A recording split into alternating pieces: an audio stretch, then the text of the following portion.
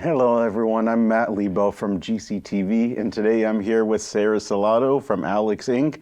Sarah, it's good to see you again. Good to see you too, Matt. Thank you for having me on again. Always a pleasure. All right.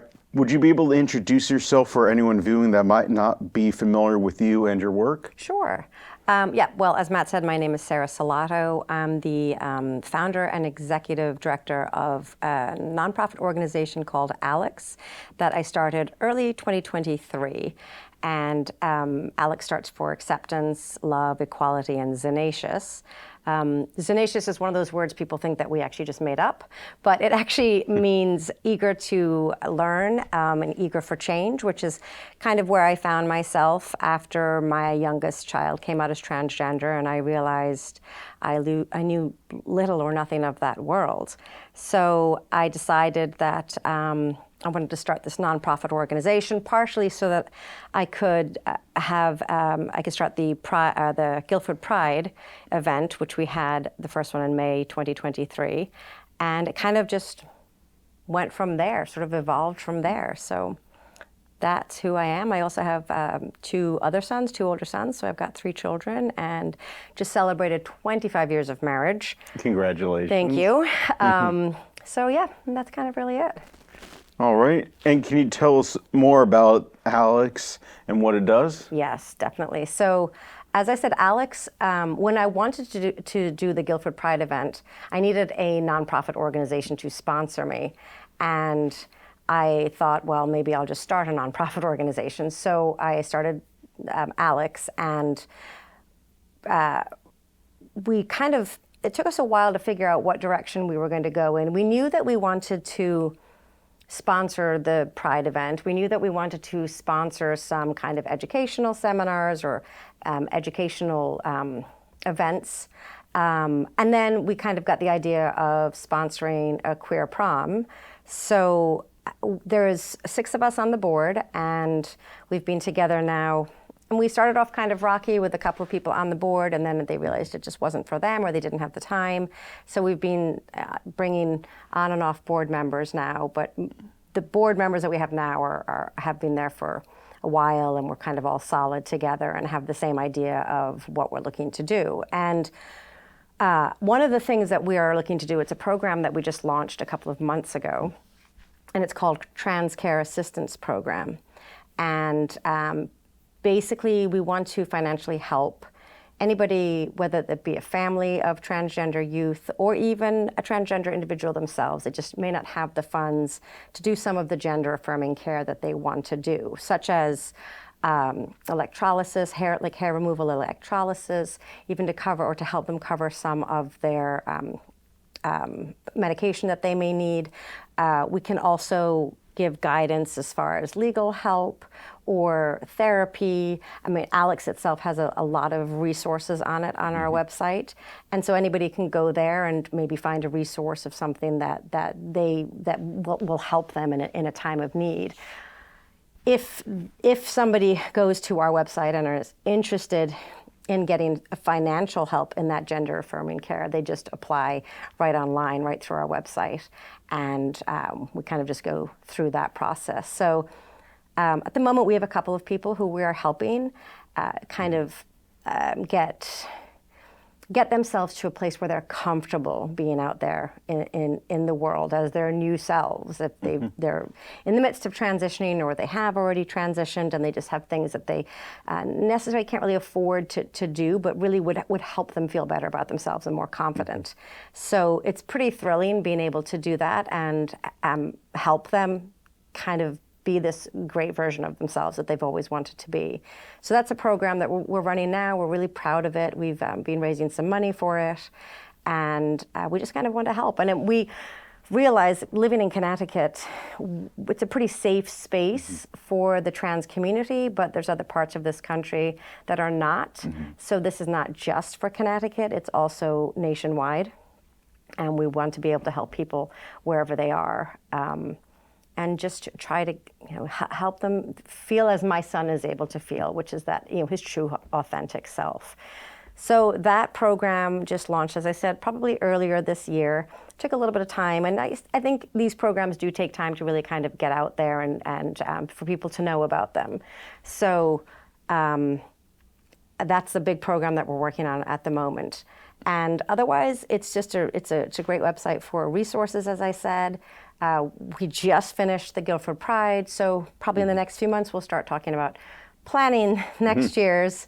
But next on the docket will be to start planning our queer prom. All right.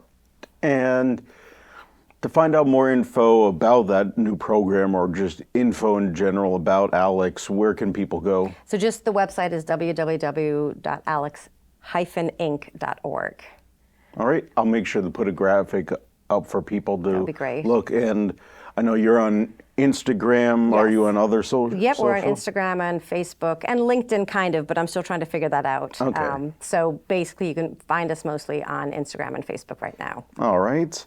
And do you take donations for this program? We do. So you can find spots to donate, again, right through our website. We kind of let people know that any money that they donate to us will be, if they specifically want it for that TCAP program, I have an account that it'll go into, and it will be specifically used for that. But otherwise, the monies could be used towards other events that we do or help sponsor the Guildford Pride and things like that. Fantastic. Yeah. I'm glad these programs are available for the thank community.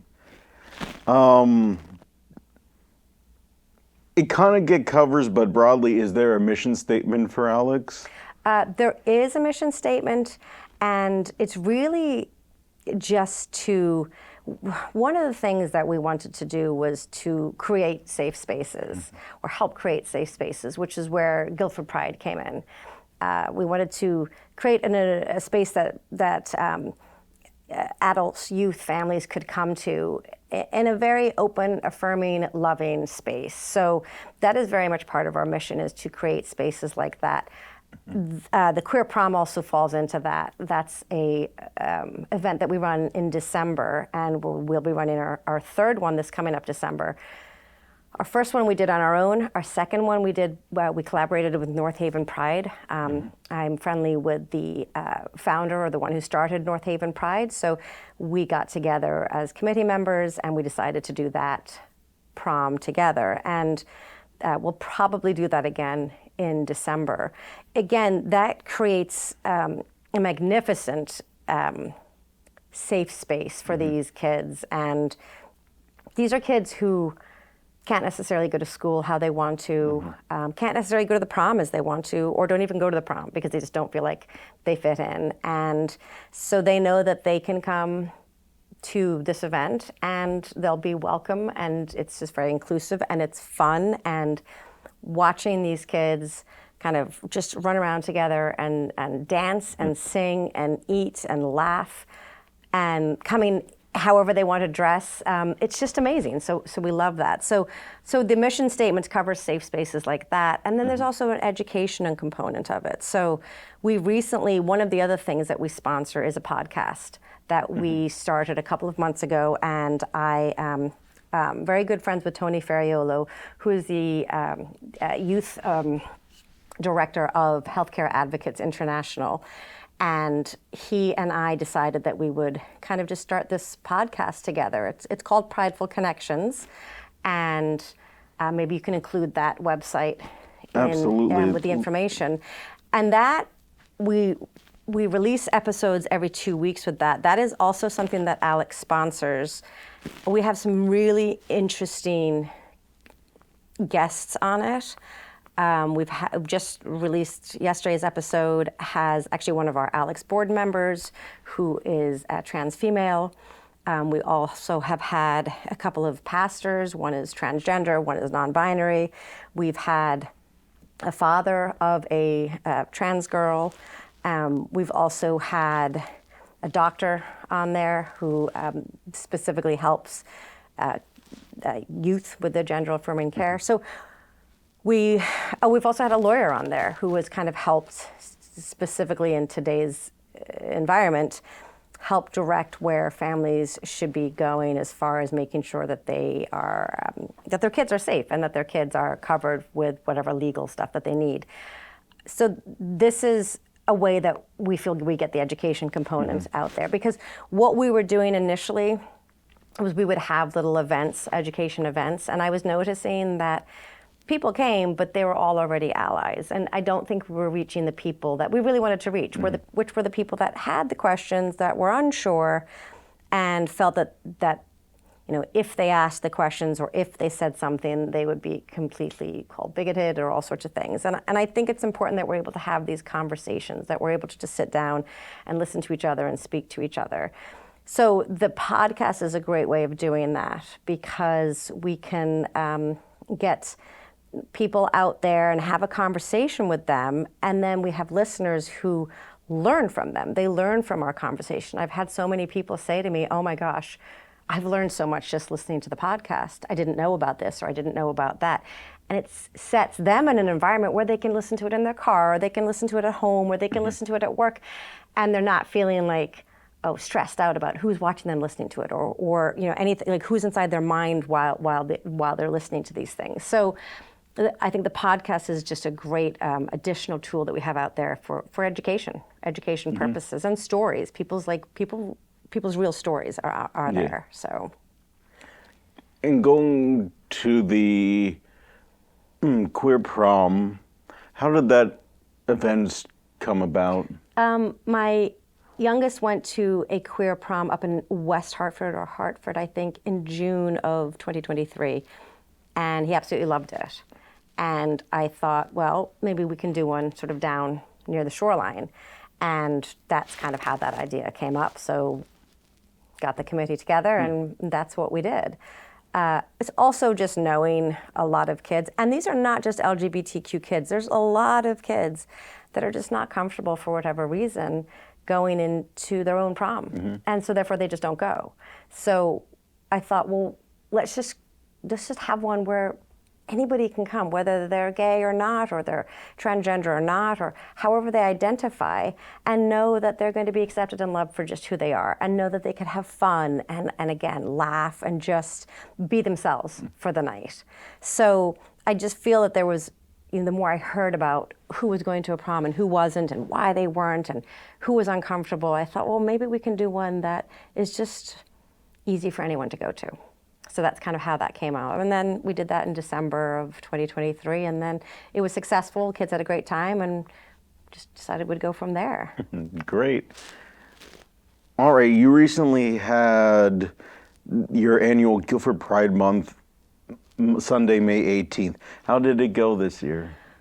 Well, let me just tell you that the first one we did was May 2023, and we always have it on a Saturday. And I thought, well, let's just put a rain date in there of Sunday, on the off chance that we would have to use it. That Saturday absolutely poured.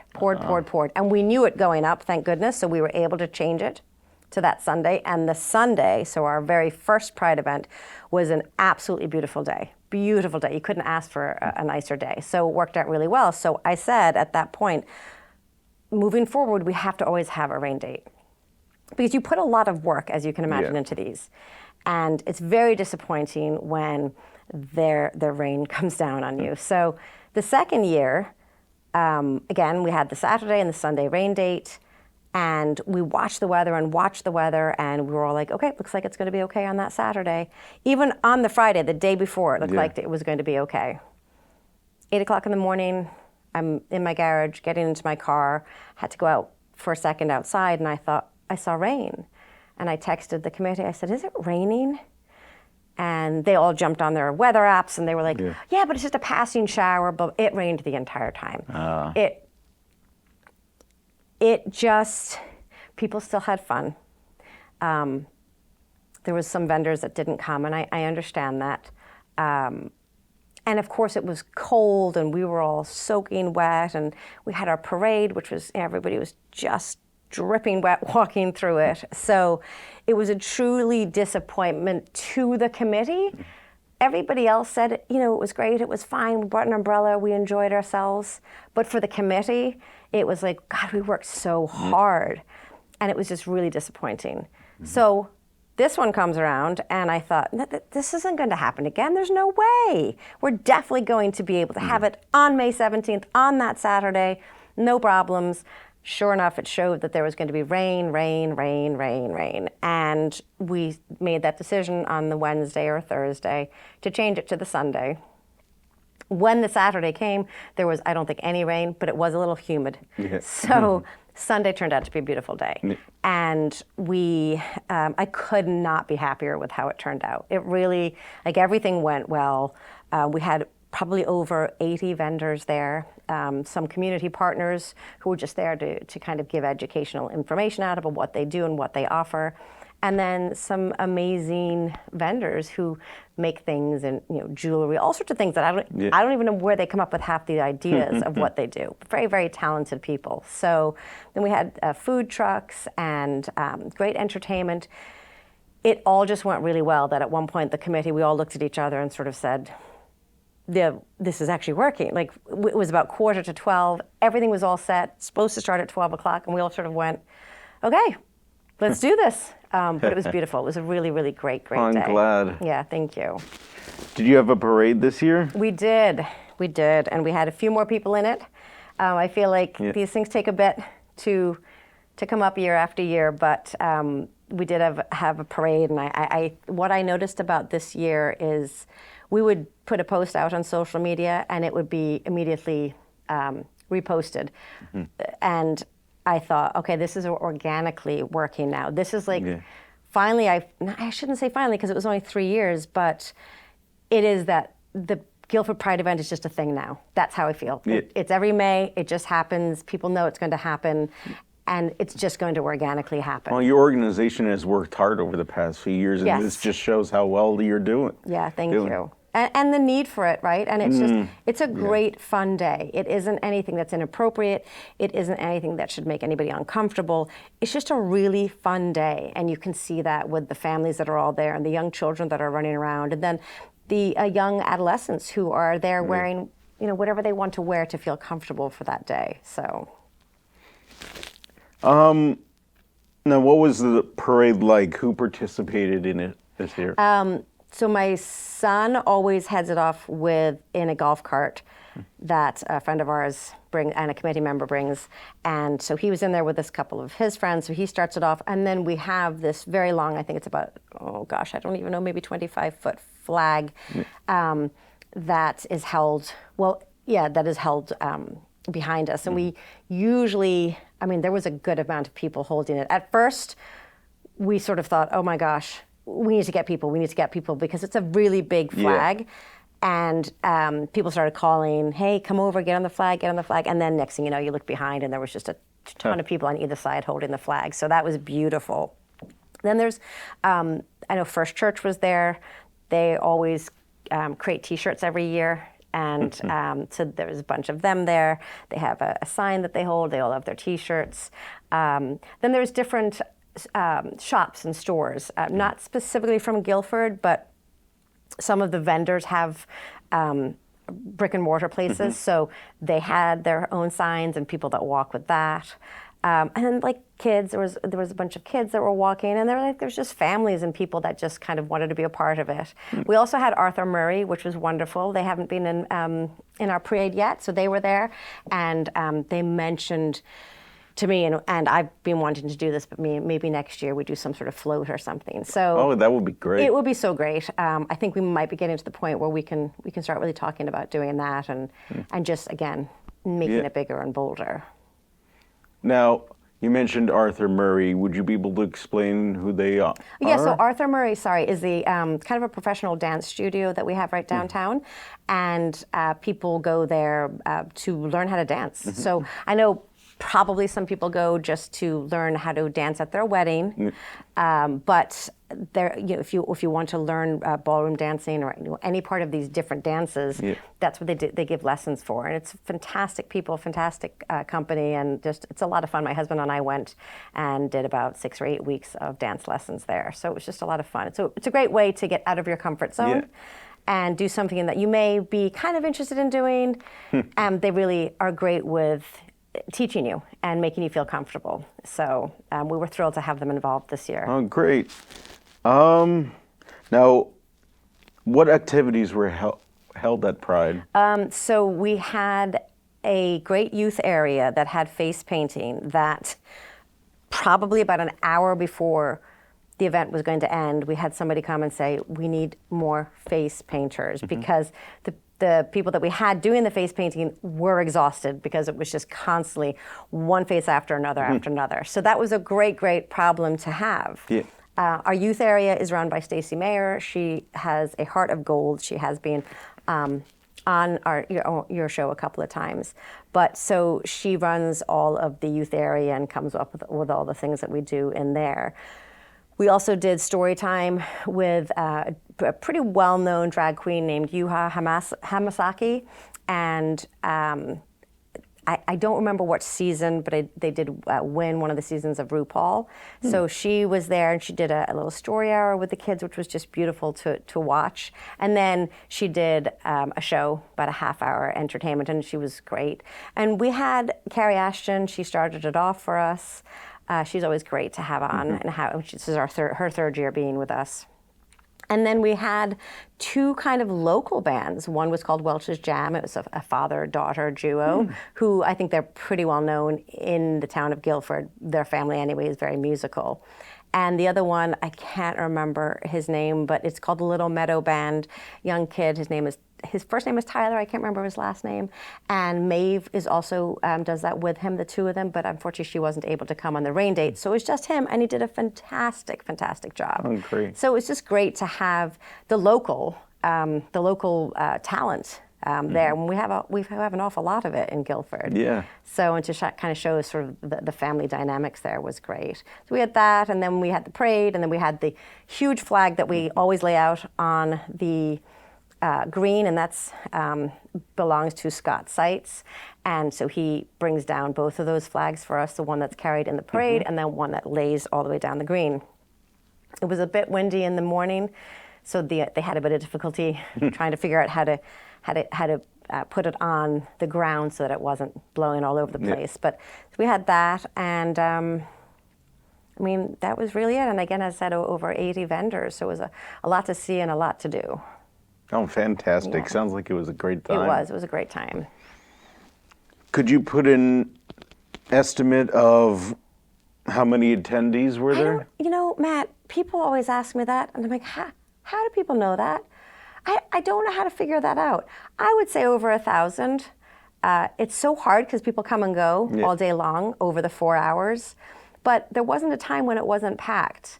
And then seeing the videos and pictures that I have afterwards, and of course I miss a lot of it because I'm running around doing all these different things, and I love that I had a professional photographer there. He had hundreds and hundreds of pictures taken. And so when I was going through them, I went, oh, that person was there, I didn't get to see them, or that person was there, oh, look what happened here. It was like I relived the day. But there just seemed to constantly be people there. So I'd have to think that over 1,000 came through on the day over the portion of the 4 hours. Well, that's great. Yeah. Were there any challenges that you had to deal with the festival? There was one challenge. I didn't deal with it. I didn't actually know anything about it until afterwards. But there was a man who came and wore his Trump attire and stuff. And I think he was just looking to cause issues. So, I think that he kind of got what he wanted, which was a bit of attention. And it didn't really escalate to anything at all. And the police were there, of course, so they took care of it. But that was it. There was no counter protests. There was no. There was nothing. It was absolutely. It was just really a beautiful day. It was a really I'm glad. Day. Other than that one little troublemaker in a polite way. Yeah, it was a little bump in the road, and that was it. I'm thrilled that, particularly in today's world, I'm thrilled that those people who we call them the keyboard warriors, right? They sit behind the screen and they type all these terrible, awful things, that they never show up. And I think that's good. And I think they realize that if they don't like it, just don't go. You don't have to. Absolutely. So, Was there a favorite part of this year's event? really just to see all the different types and styles of entertainment. But I will have to say that the drag show with Yuha was amazing because she brought about 12 kids up onto the stage who she had do a really sort of funny walk up and down the stage. And she just gets everybody involved. And so, people are shy initially, and then she has a way of just getting everybody to dance or sing or just have a great time. And she brought all that and more. So that was just really, really fun. Oh, great. Now, Pride Month is coming up soon in June.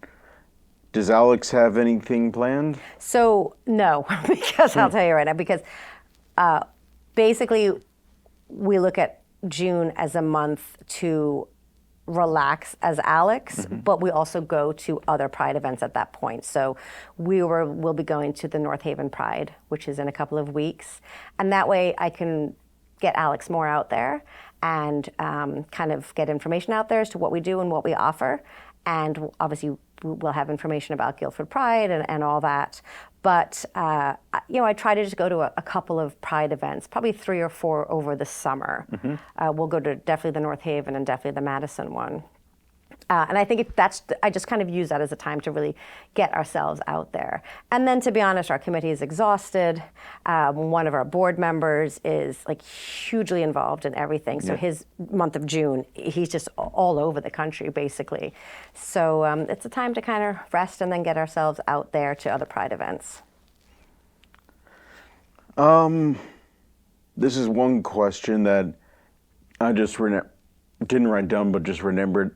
Read in the Guildford Courier, you recently received a donation from Regina Sullivan, yes. One of our PE teachers at Guildford High School. Yes. Yes, she contacted me, and she had recently come into some money through a settlement, and she wanted to donate $2,400 to Alex. And I was just amazed and thrilled. It was just so generous. And as I told her, the money will be used just really, really well, and to either go towards people that are needing help personally, individually, or go towards the Pride events and the queer prom and things like that. But yes, that was just so generous, and we were just so thrilled. So that was, and from it she became Person of the Week, which was great. Yeah. Well deserved. She's just an amazing person all around. Oh, absolutely. Yeah. I had her when I was in high school in gym class. Yeah. And every once in a while I run into her at work as well. Yeah. She's a great person. Yeah. Now, onto a slightly more serious note. What are some of the challenges of the community what are the challenges the community and the organization are dealing with in today's environment? Yeah. So let me just start talking about Alex first. When I go to spaces where there's a bunch of new companies, new businesses, or new organizations, and we're all talking to each other about what we do, and it comes from me to tell about Alex, people kind of go a little silent. And I realized that I've picked an organization that's very difficult to get out and ask for money for, or to get out and have a conversation with about, because it just makes people uncomfortable, particularly now because of all that's happening. And I wish it didn't happen like that. I wish that I could then get into that conversation of, hey, why is this making you uncomfortable? What questions do you have? Can we talk about this? Yeah. But I get to the point where I get sad and uncomfortable, and I think, I didn't realize that was going to be a problem. But the more I think of it, it makes sense. Yeah. So I will tell you that sponsorship this year was very low. And that was hard because the first year we had great sponsorships, second year less, and this year was even less. And that worries me because I want to continue to be able to do this every year, but if we don't get sponsorships from our local businesses, I don't know how we're going to do it. We're going to have to start getting grants and really. I wanted to raise money for the trans care assistance program, but it looks like we're going to have to do it to cover Guildford Pride expenses as well. I don't know if businesses are afraid.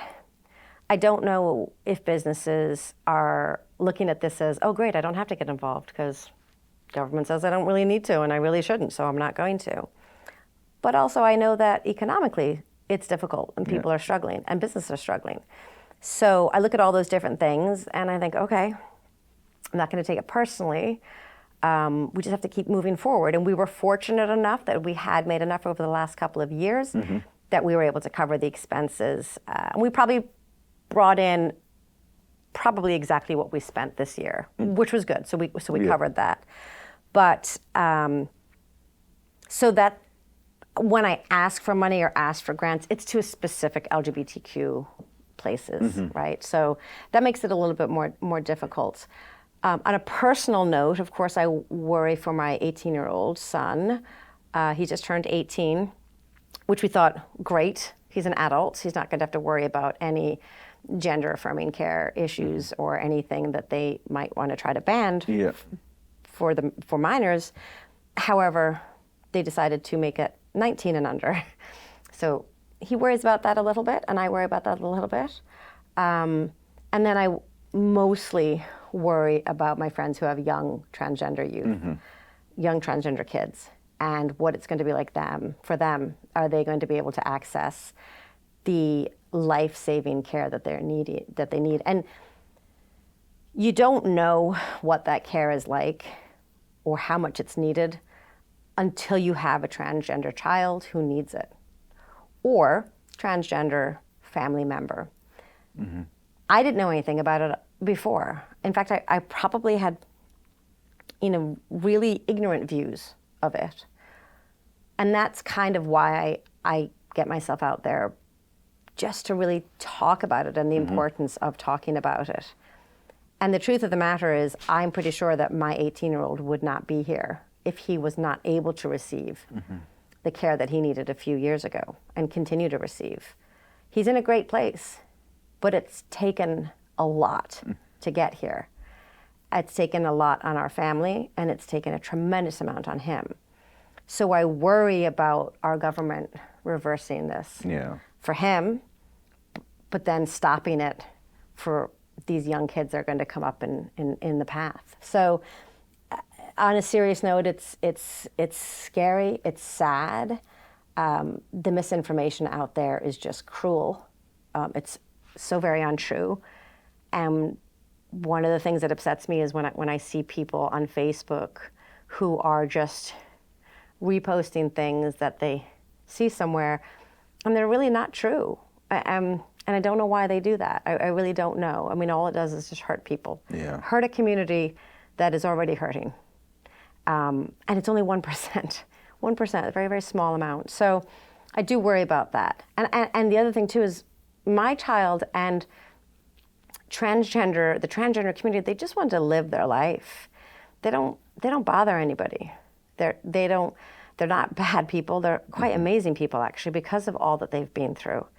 And I worry that this administration is going to do more harm than good to them. And I think right now they're being used as terrible scapegoats. And it makes me a little worried. So we have work to do. Alex has work to do. I want to still do everything that we do and get ourselves out there. And this is why I think the Trans Care Assistant Program is going to be even more needed to help anybody that needs it. And Guildford Pride and our podcast and queer proms, all those things are just as important, if not more important now, because I worry that the youth and even older are going to end up just trying to hide themselves because they don't want to be used as scapegoats. And they deserve to live their lives. They deserve to be happy. So that's what we're going to do. We're going to try to help them with that. Well, keep up the good fight. Thank you. Now, what is some way that the community could help with Alex's or initiatives? Yeah, money. Money. I think spreading the word about Alex is really good. I have to say we went up to SojiCon, which was this amazing event, sort of an LGBTQ conference that they've had for years and years and years, and they finally brought it back this year. It was up at UConn. And when I mentioned Alex, people were like, oh yeah, I've heard of Alex. That made me so happy because I was like, oh, they've heard of us. They've heard of us. So it's to spread the word and really kind of just get our name out there as far as what we're doing. And then to just be allies. We just need allies, and we need allies that are going to stand up and say something, that are going to be there for those when they need it, that are going to, if they hear something that someone says, say, you know, maybe that's not true. Maybe you shouldn't be spreading those lies. Or maybe you should find out if that's true. I think we need to just speak up, because I understand people are more and more afraid of doing that. But now is the time that we need it more than anything. And I say we, and I apologize, because I'm not part of the LGBTQ community, and that has actually been used against me. But I have a child who is, I have friends who are, and it's easy enough to see their struggle. So I consider myself a huge ally, and I have a voice and I use it. And I just think that more people need to stand up for this very small group that are being attacked almost on a daily basis. Yeah. So money, allyship, and then standing up for one another, right? I think that those are important things that we need to do. And then spread the word of Alex. Absolutely. Hey, all right, so Alex can be reached at their website, alex-inc.org. Yes. On their social media, on Instagram, Facebook, and check out their podcast, Prideful Connections. That's it, yeah. Assume where the podcast published.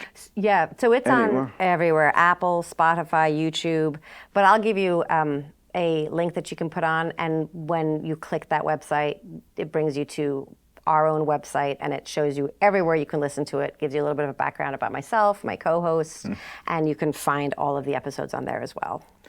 Great. Thank you so much, Sarah. It was good Thanks, talking Matt. with Thank you again. you so much. Take care. It's always a pleasure. Thank you.